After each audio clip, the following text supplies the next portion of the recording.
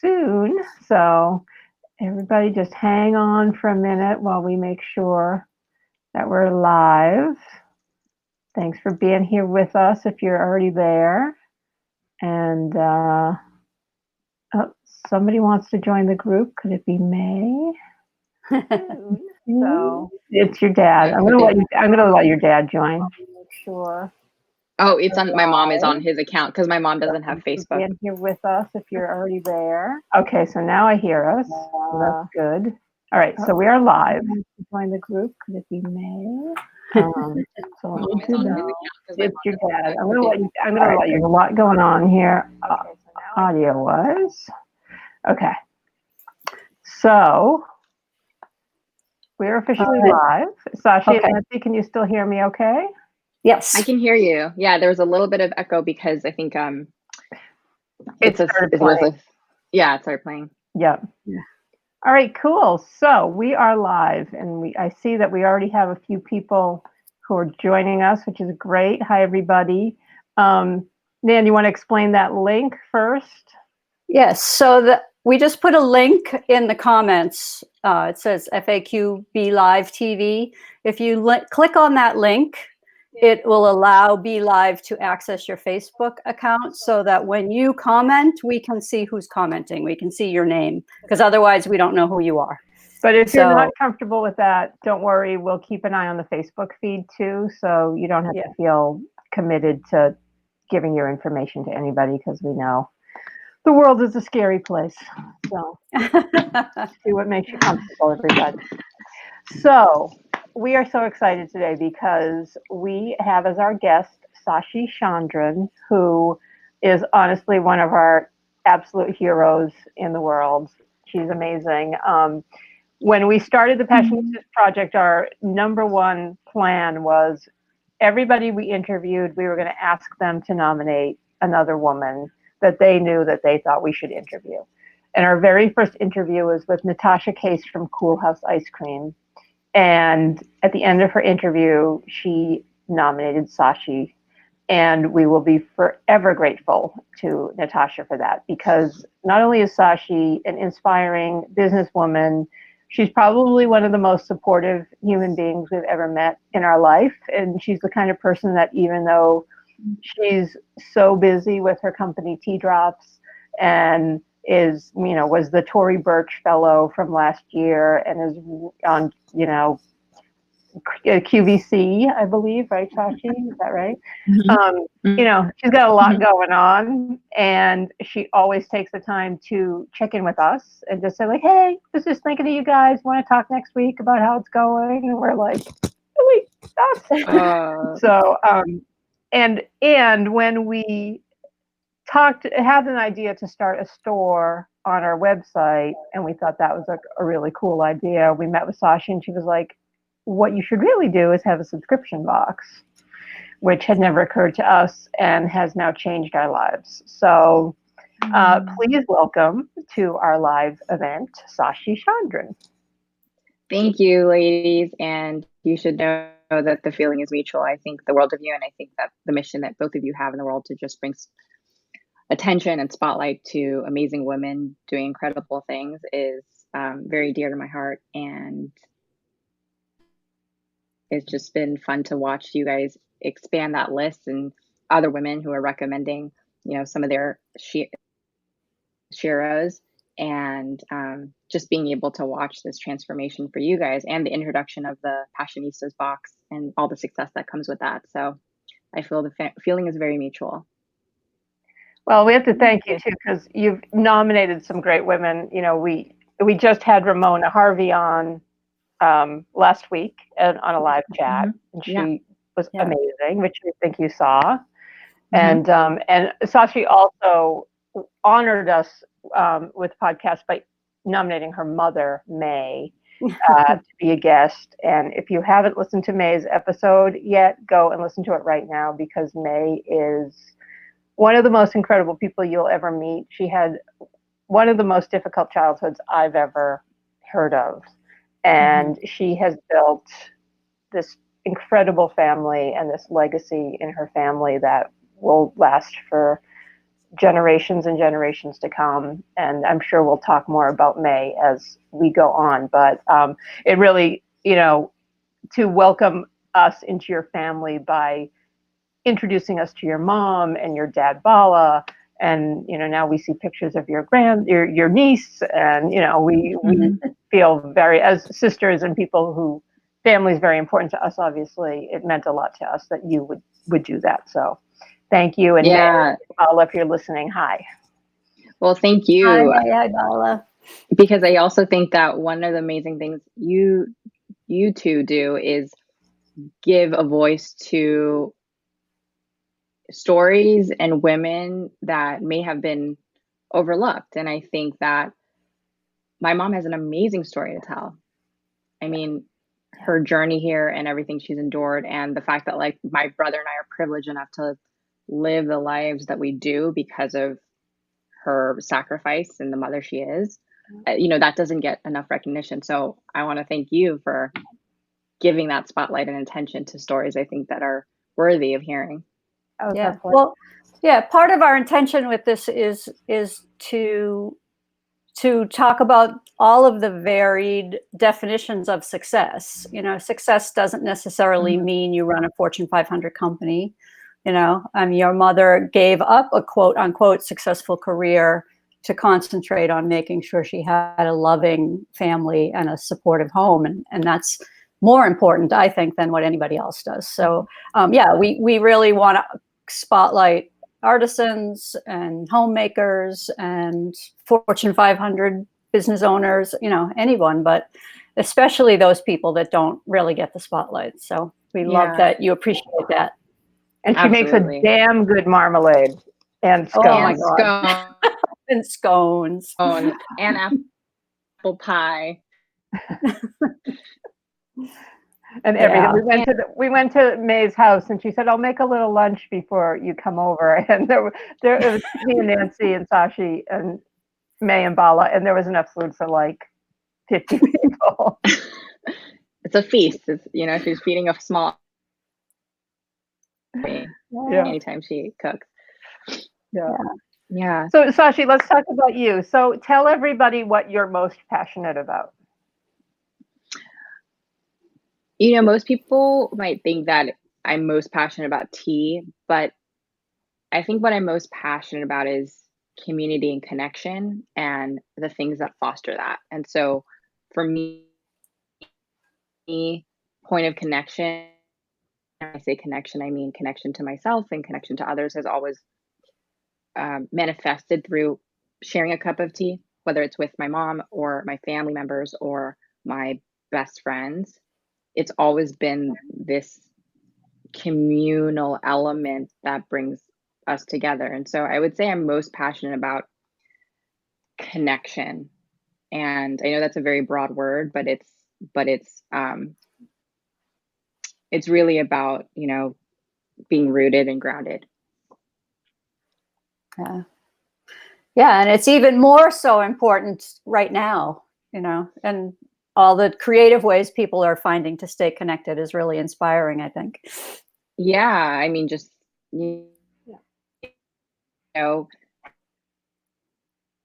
having a platform like to inspire others. And, that's how we've been reshifting our whole communication strategy at Tea Drops is everything is Instagram lives. It's really stepping up. In fact, I feel like we're more connected than ever. It's just like simple things that you overlooked or missed in every day that like become more meaningful and important, especially in a time in a crisis like this. So I feel actually even more connected to my friends because we're calling each other more often, or more connected to, even calling my family and FaceTiming. That's something we never did. We always just took for granted we would see each other in person. Right. Yeah, we've been doing that too. We would talk to our other siblings, but now it's like a weekly Zoom call. And it's just different when you see people's faces and, just feel more like you're in the same room. It's silly. It's like I've known that for a long time, and yet I never took advantage of it. So, yeah. So how have you been pivoting with the whole Tea Drops world, given everything that's happening? I mean, just like most small businesses, this threw us for a loop. I think I remember the distinct day. It was, because things were building up. There was hype around COVID. Obviously, back in December, you heard murmurs in China. And then when it hit US soil, it was March 12th that I was like, this is pretty serious, you know?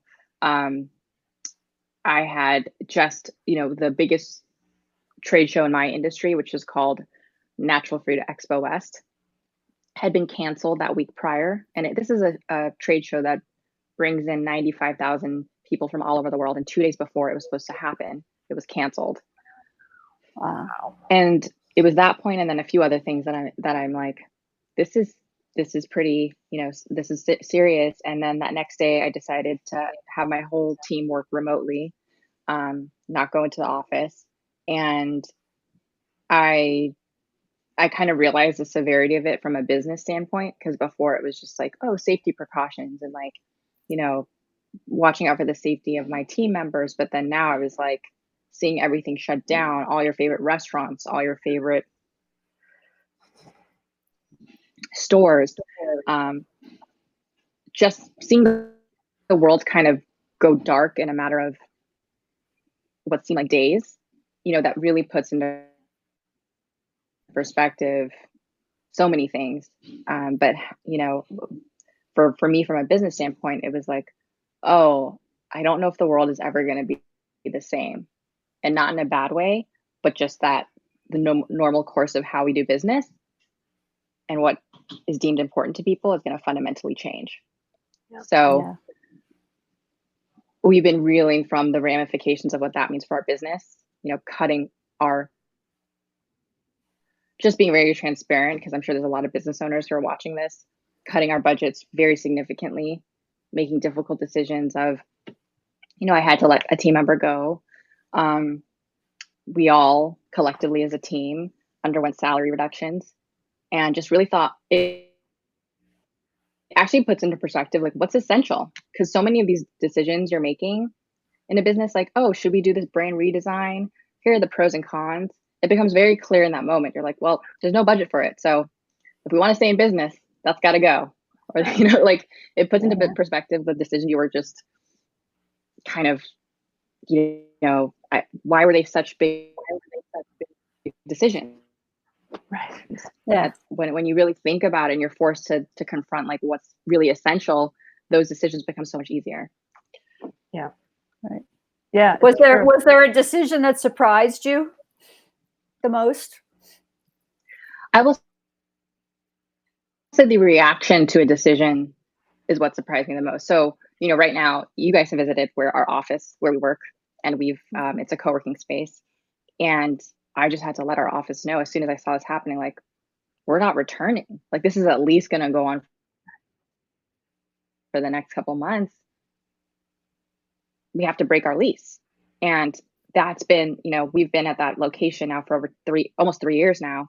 So overnight, you don't have that communal home to go to, and all of our desks and all of our belongings are still sitting there. So that was one, I think, big like reality check. And the second was definitely both sad and almost scared to kind of relay the information to my team, because it's, in perspective to other businesses, we're going to be fine. Like, we're going to make it. We have a big e-commerce business. We have other avenues. We're really lucky in that way, but still we have to kind of shrink in size and be really conservative with our cash flow.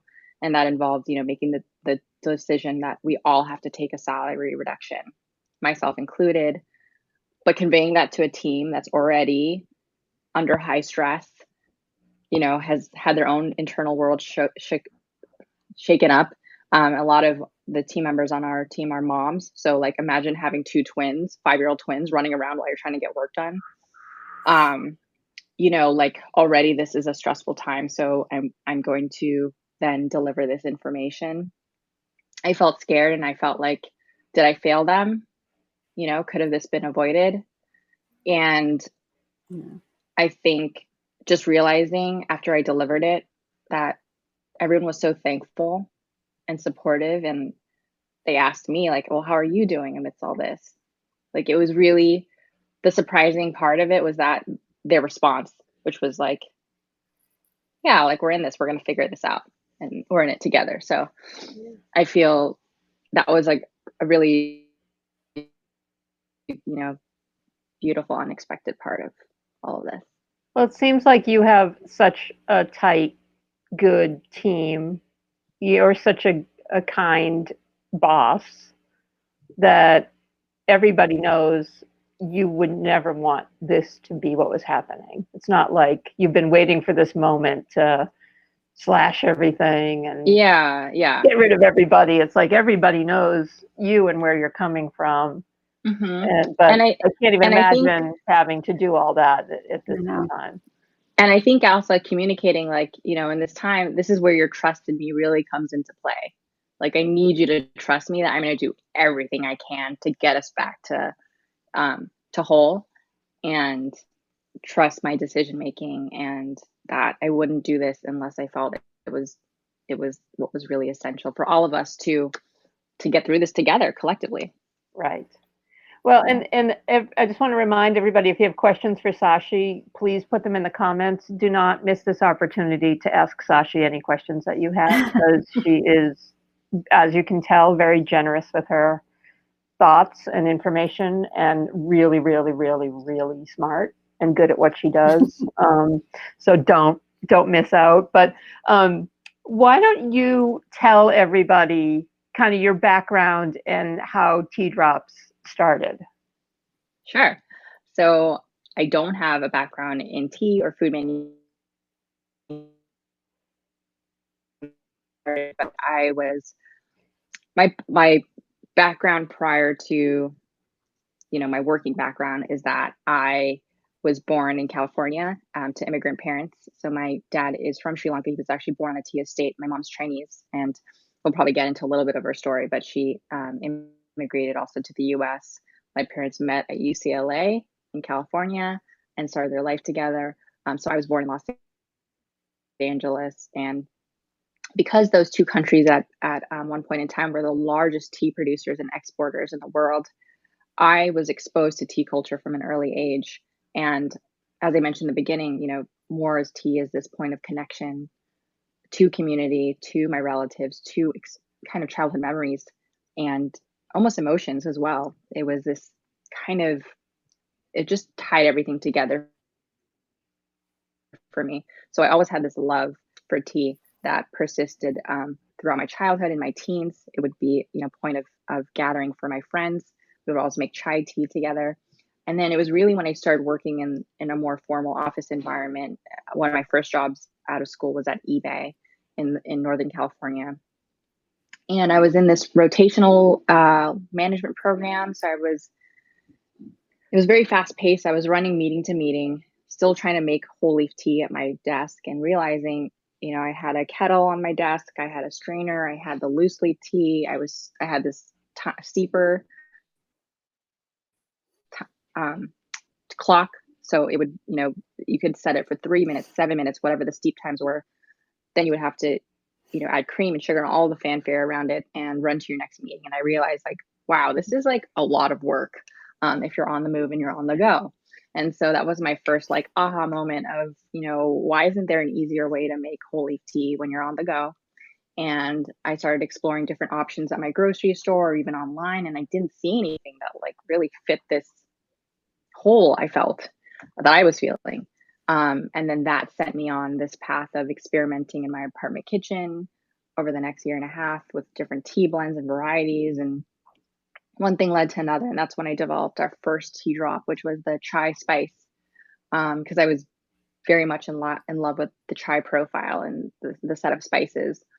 And from there, I developed the first product. I shared it with my colleagues and my friends at work, and whoever would grab a cup of tea with me. And I got a lot of positive response, and decided to write my own patent and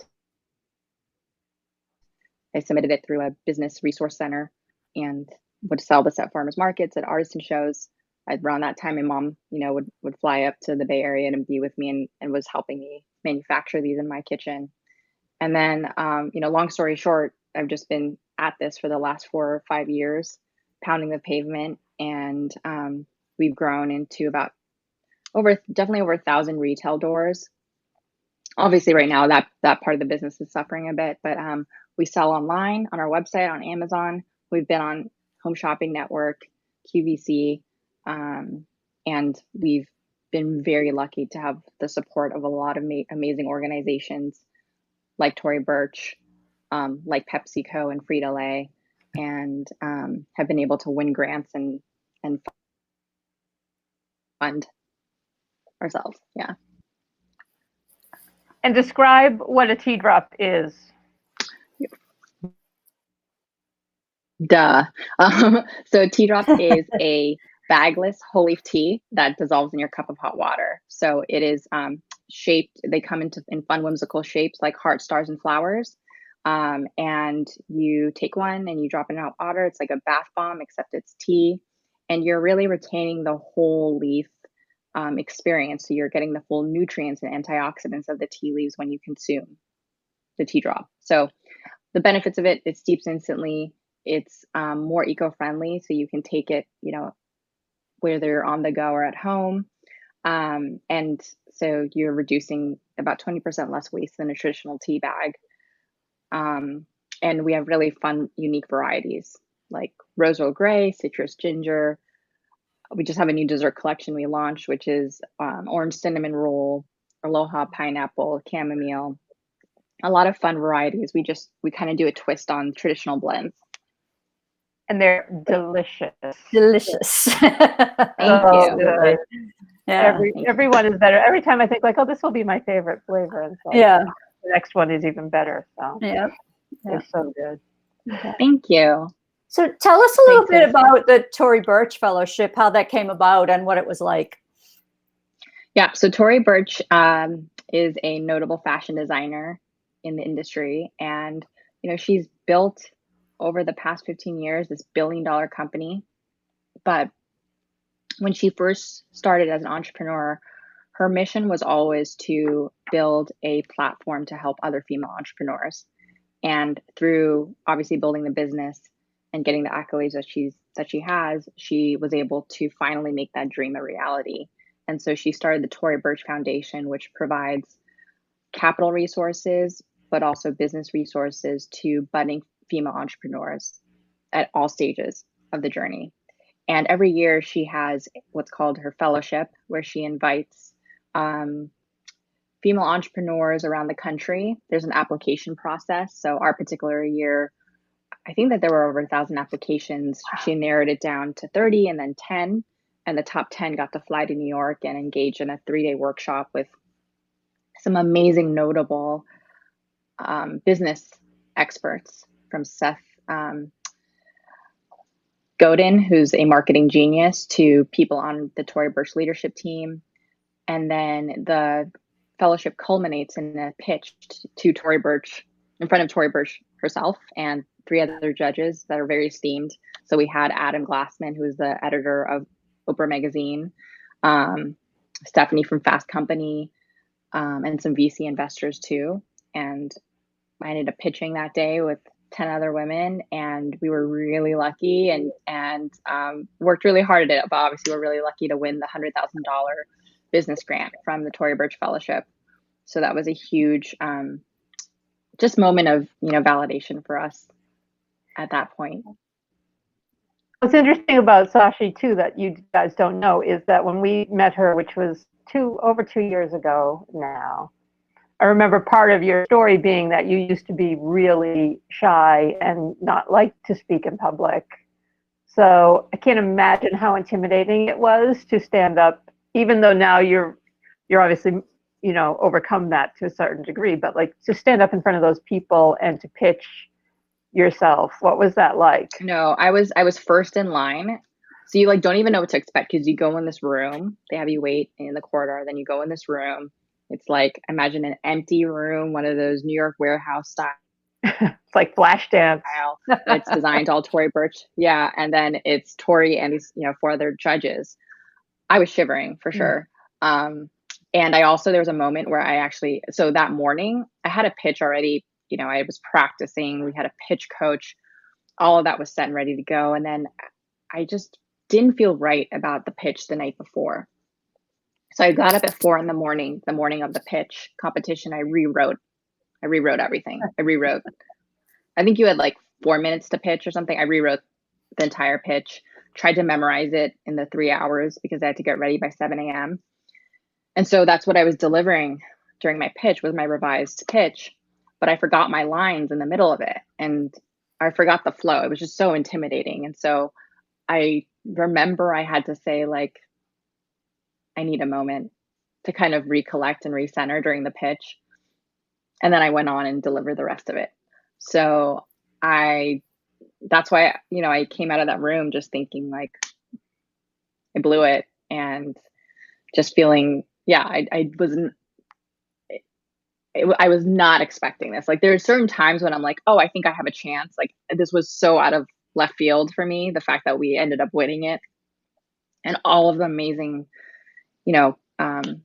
fallout from that experience that kind of set us on this amazing trajectory. So I will be always grateful to the Tory Burch Foundation and just what their mission is and how much they've elevated my business and helped with resources, not just financially, but they always check in and are super supportive.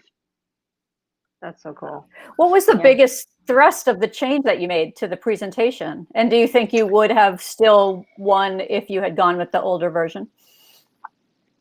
It was missing.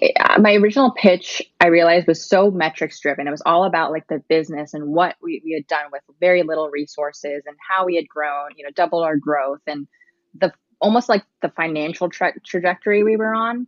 But I was missing like the heart and story. And like, that's such an important piece. People don't really care what you do if you aren't able to articulate why you're doing it. And the fact that we have a mission well beyond just the financial performance of the business. Like, we want to build an amazing, solid, respectable business, but I also want to do so in a way that embodies the values that are very important to us. We have a relationship with Thirst Project, which is a nonprofit where we build water wells in Eswatini in Africa. We also, engage in fair trade supply chain. So we make sure that all female employees on the tea estates are paid an equitable, fair wage to their male counterparts. We're certified organic, we're certified kosher. So all of these things are things that are part of our story. And so I had like kind of forgotten to really include that part. And so I rewrote the pitch, starting with the why first, and just like, we will perform as a business, but here's why I started it, and here are what our value set is.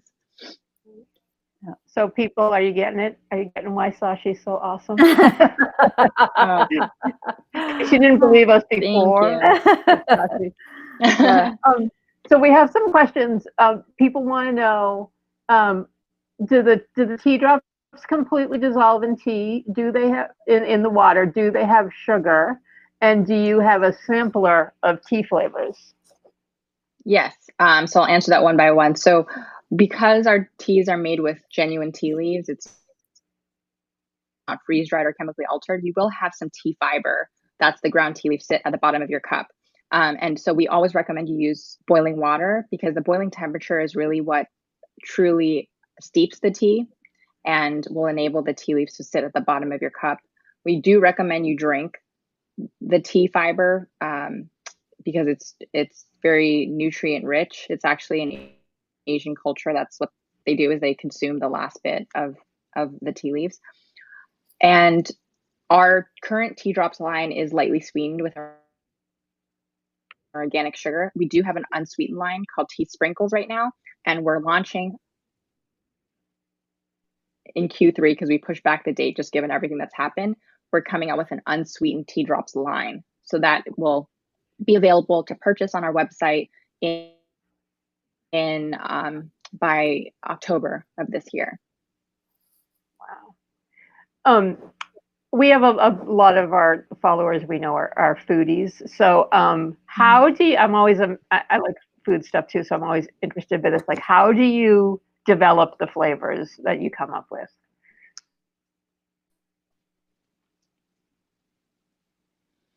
Oh, Well, there we go. before it was just me, so it was just like, before it was just me, so I was just like, what do I think sounds good?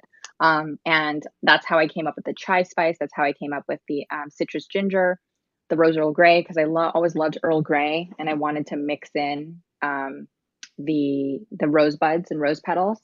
Let's shift this a little bit up. And so that was a very interesting variety and flavor to me. And nowadays, with the Aloha pineapple chamomile, the peach ginger cobbler, orange cinnamon roll, those are all inspired by our team. So our team will say like, we think this sounds good. And then I'll go and work in the kitchen. And it's a really collective effort, actually. Buy the spices, figure out the right combination. We'll do some tests amongst the team, but then also bring in, we invite some of our customers to come to our headquarters and try things out before we launch it. So it's very iterative, and it is a very collective approach that we're taking the opinions of a lot of people. But you personally actually still go into the kitchen and make the blend and figure out. Yes, for better or for worse. I'm like definitely at the front lines testing and trying it out. And then I'm not really great at I figure out the formulation, but then scaling that, is what our COO will help with that. And then our manufacturers will help scale the recipe. That's so cool. Yeah. I love that. Here's a question. Will the sugar-free line be same flavors like orange cinnamon roll?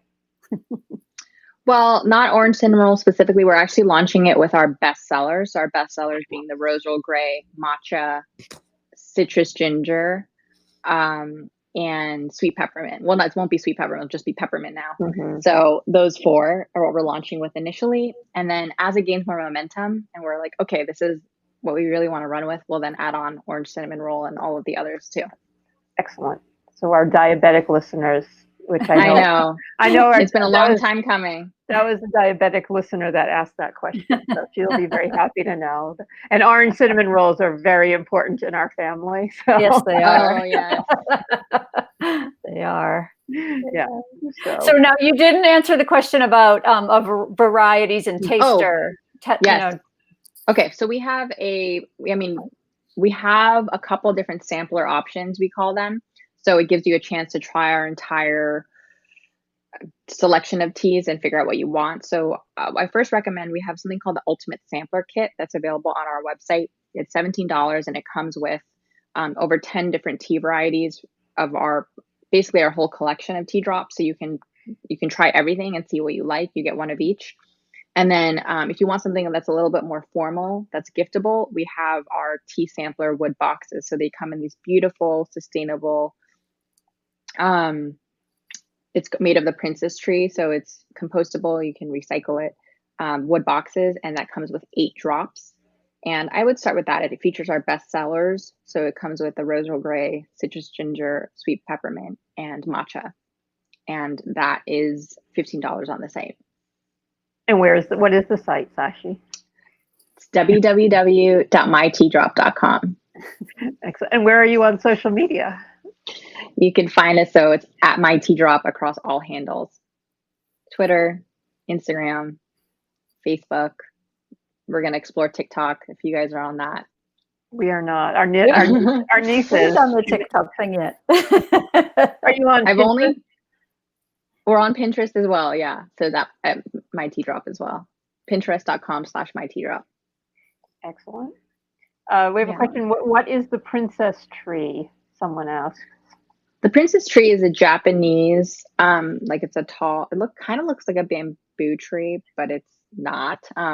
It's a hollower wood and a more lightweight wood. So it's primarily grown in Japan and some high elevation areas in China. But that's the tree that basically all of our wood boxes are made out of. Yeah, they're really pretty. I keep looking over there because I thought I had one in the corner, but I don't. Show everybody what it looks like. One of our Aileen says that she does not get TikTok. She says she's officially become old. That's how I feel about TikTok too. That's how I felt. Like I didn't actually join it. Like I had an account I created last year, but I didn't actually join it until this last week when I had to like reopen. I'm like, what is this all about? But then you get sucked in. How does it work? Is it one of those things where they go away after a certain time, or is it... So I don't think, no, I think they live on your page, but it's basically like you can make short dance videos, you can like ad lib movie clips type of thing. I don't actually fully understand it yet, but that's like my initial understanding. So I'm like, okay, if I wanted to do a dance routine of some kind, got to come up with an official tea drops dance. It's got to be something like, oh, it's coming, ladies. It's coming. I feel a flash mob. It's coming. I honestly told the team, I'm like, we got to do something. Like, I think it'd be really fun. Oh, yeah. Well, Amy and I will do one too. We'll have a dance off. Oh my, it is on. It is on. I'm not kidding. I'm going to follow up with you. All right. Quarantine day 22. These are the kinds of things. I know, really. I've said it before. On day 4 of the quarantine at my house, we moved a piano into the middle of our living room and thought, like, this is a great idea. I'm like, what are we going to be doing on day 72? Like, we're going to rearrange the whole house, come up with 3 or 4 dance routines. You'll probably have an album out by then with all the piano playing, right. I'm just going to warn you, though, we have a choreographer in our family, so yeah, we got a choreographer in our back pocket. Man. Okay, I'm scared then because ours is definitely not going to be choreographed. Except neither of us can dance, so that's true. We got that going for you. I'm more of like a free spirit dancer. I don't really like following steps. I'm more of like a Molly Ringwald in Breakfast Club dancer. I'm more like a Julia Louis-Dreyfus on Seinfeld dancer. Oh my God. Scary. All right, so let's tell everybody about your mom, because I feel like her story is a really important part of your story. Yeah, I mean, it's a very, very long tale, but the abbreviated version is my mom, as I mentioned, was an immigrant to the U.S. and she was, born in China to a family that was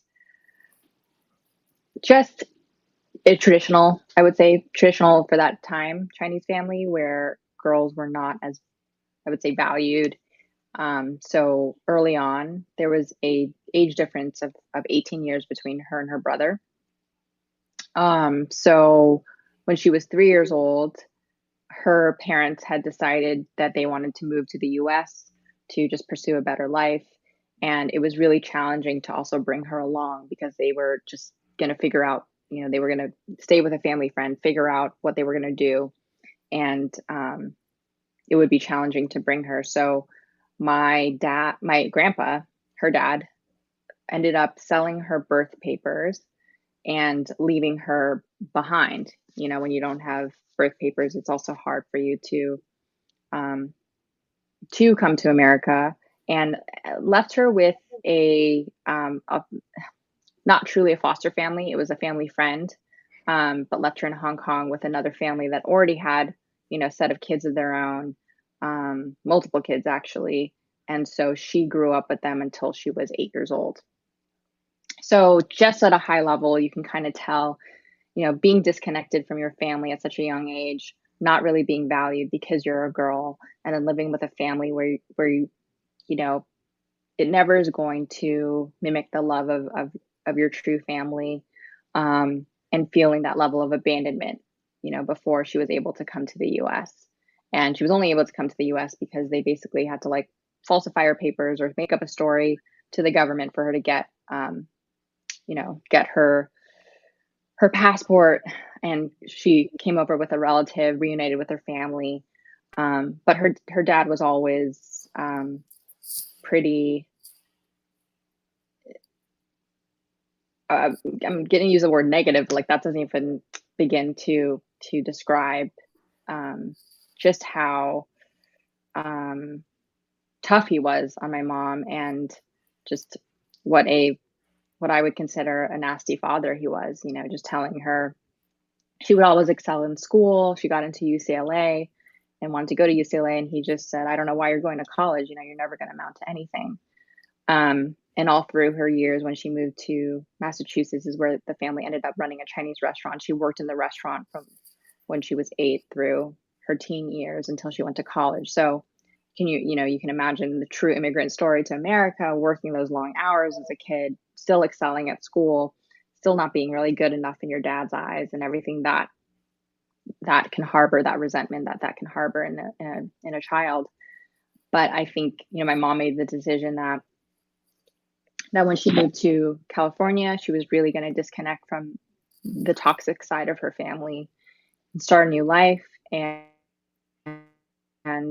build and create the family that she never had. And she talked, she has a podcast with Amy and Nancy, and describes this in detail, what that journey was like. And she ended up meeting my father, and really creating that environment for my brother and I to thrive and feel really loved and supported. And honestly, that's why we're able to do the things that we are doing in the world. And it's because we really do have the support and love of both of our parents. So great. And yeah, May came to Fall River for the Massachusetts listeners in the stream. Yeah, and it just feels like what she went through as a girl, like being a girl. It's like you and your mom could not have had more opposite experiences, Exactly. Yeah. So different. It's almost like, if it feels like a story, and I encourage her to write this as a story or an autobiography, because some of it, her story, when you look at it in a Chinese family, is actually not that different. Like, girls of that era were not treated well, what we deem well, or were not seen as equals. And so I think when you have a culture like that,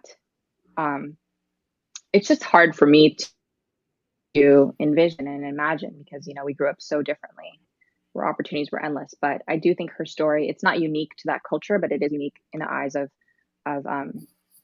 so many of us here in America. But I do think that just the journey of persisting, of overcoming so much of that, and still being able to show up so amazingly as a mom, despite enduring that, is something pretty incredible.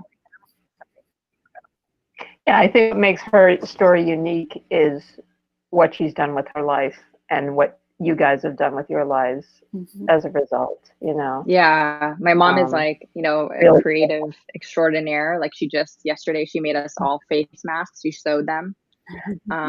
And, she's excelled in so many of her interests, which lie in the culinary realm. So she is a marmalade extraordinaire. She's entered international. Yes, there's international competitions for marmalade making. I didn't know this, but it's true. And she's won the silver, at an international level. She is just a baking extraordinaire, and has won awards for her apple pie, for so many of her culinary creations. And so, I think, like, you see that, and there's always an excitement and curiosity in her life. And I think that's the spirit to stay youthful, to stay interested and interesting to other people. And like, that's the true definition of passion, is moving from kind of hobby to hobby. It's not even a hobby. It's just like, she gets super passionate about something, wants to know it to the nth degree, be excellent at it, and share it with the world. Yeah. Amazing. Yeah, her marmalade is amazing, and she is great because she won the International Silver Award, but she's gonna take that gold. Oh, she's got a plan for getting the gold. Is The May gold is listening? coming. May, are you out there? Oh yeah, without a doubt. And she grows the oranges in your yard, right? Doesn't she have an orange tree out back? Yeah, she grows. Yeah, we forgot to talk about her gardening skills and her love for roses. She'll like look at any rose and know the name and know the origin story of the rose. But yeah, she has a lot of citrus plants. Yeah. Mm-hmm. At home, including lemons and oranges. So someone's asking if she sells pretty incredible. the marmalade. Great question, Mom. You should. She used to make it and then donate it to our temple, and she would sell it at a bake sale there. So I don't know if she's making any marmalade this season that's commercially available, but I do think, Mom, you should start a site, or maybe we can like have a limited edition on tea drops. Totally. Oh, Nothing better than that. Yeah. Pair it with the perfect tea. Yeah, exactly. Then she's gonna have to make the scones and sell those too. Mm-hmm. We'll write up a business plan for you, May. We've got Truly, like she does. I mean, I think she, like I said, if I ever get a time to slow down, I just kind of want to be her business manager and create like a site for her, and even a show. Like I think she would be great as a YouTube star too. Oh my God, that would be amazing. Yeah. with her cute Fall River accent. Yeah. I know. Yeah. So Sashee, what's next for you as you're navigating all of what's going on in the world? Like what's your main focus at the moment? I mean, obviously I have a responsibility, or I take that responsibility seriously, and with my business and with my team. And I feel very fortunate that we have a thriving online business. And so there's that aspect to it that's a focus in a way.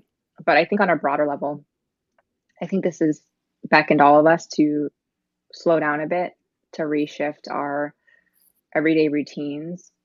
The things we think are important are not necessarily the case. You can kind of see how we've almost reverted to this life of simplicity. It's like staying in, not going out. Maybe you'll have a walk during a day. You have all this extra time. So I think what I'm trying to say is that it's enabled me to make time for the people and things that I really do care about, and having more space in my day. That's not to say that I don't keep it busy and that things don't flare up and there's still stresses. I think with the business, as we see how the economy is unfolding, and you saw last week 7 million applied for unemployment. And so on one hand, you're just like, WTF, what's happening with the world? Like, this is crazy. But on the other hand, it's like you have zero power to do anything about it really right now. So the best thing we can do is just slow down and be appreciative and connect with those that matter, and weather this out together. So it's this interesting, I feel, balance. So I feel like I'm trying to find what that balance is for me. Slow down a bit, not worry too much about the business or what's ahead. Normally we'd be on this track of, this is what we're launching in summer, this is what we're doing in fall, blah, blah, blah. But like, we don't know. Like, we don't even know when we can go outside and like go to the park. So. Yeah. Great. Yeah. But there is no better way to connect with the people you love virtually than to each order from Tea Drops. Yes, this week. And have a tea party, virtual everybody tea have a party. tea party. We'll host a virtual tea party. We'd be happy to do that. Oh, everybody I love that, yeah. It's like a book club, but everybody orders Tea Drops. Everybody tries their favorite flavor, or maybe we all collectively try the same flavor every week. Mm-hmm. We could incorporate that into these chats. Yeah. And everybody lets us know. Aileen Davis says yes. She likes that. We can totally do a Passionistas tea party. Just invite everyone. Let's do it. Because seriously, everybody, I know one of the few things that's getting me through this right now is I've been drinking tea, and Sashee was generous enough to give Nancy and I a bunch of tea, and somehow I got the bulk of it at my house. Yeah. So She lucked out. it's been really nice to like, I'm going to have a Sashee tea drop right now. And it's very common. Yeah. And it's delicious. And you watch these lives. We don't just sit here and plug everybody's products nonstop, but it'll make you feel better to have a cup of Sashee tea. Yeah. Really and good. like you said, it's all about the on that same token, it's like, and I think we've never seen an inbound number of emails and social tags and just a level of gratitude from our community for what this product and experience is doing to connect them virtually with their friends, with themselves. A lot of our customers are working on the front line and are nurses. And so we get tags and like people tagging us in their nursing break rooms or their hospital break rooms. And I'm like, whoa, that we really are accomplishing a mission, and to be grateful for that amidst all this. It's like we're fulfilling what I set out and wanted to do with this company. Now you had a special, right, this week where you were giving tea to medical people? Yeah, so we have going on all this week, and we actually just met our goal yesterday. So we're going to extend the kind of the it's not even a promotion, it's just a donation window. So for every box that we sell of our tea sampler that I described earlier, we're donating a box to a medical professional on the front line. So we're donating to Cedars-Sinai, LA Children's Hospital, and a few nursing homes in the California area. So our goal was to donate 300 boxes this month. This week we met that, and so everything else is gravy. So help us get to as high as we can, so we can donate more boxes of tea. That would be great. Yeah, it's so important. Yeah. Every little bit that we can do to help those people get through the day is so important. It's so great. So good of you to do that. Like it's they're so appreciative too. Like, of course, that's the least we can do. Yeah. You know, we can't find any masks anywhere, so at least we can donate tea. I know. It's crazy. Yeah. Well, Sashee, this has been amazing. I know. You know, we won't gush again, but you know how much we love you. No, thank you, ladies. You. Yeah, I mean, I didn't even get to kind of sync with you prior to starting this live, but you guys are holding up okay? Yeah, we are. We are. Yeah. Man. Yeah, I mean, we're really focusing on trying to keep our community connected and doing these. We've ramped up these Facebook Lives. We're doing them a couple times a week, and we're still doing our regular podcast. So that's sort of our mission right now, and we're moving forward with the Passionistas Project Pack.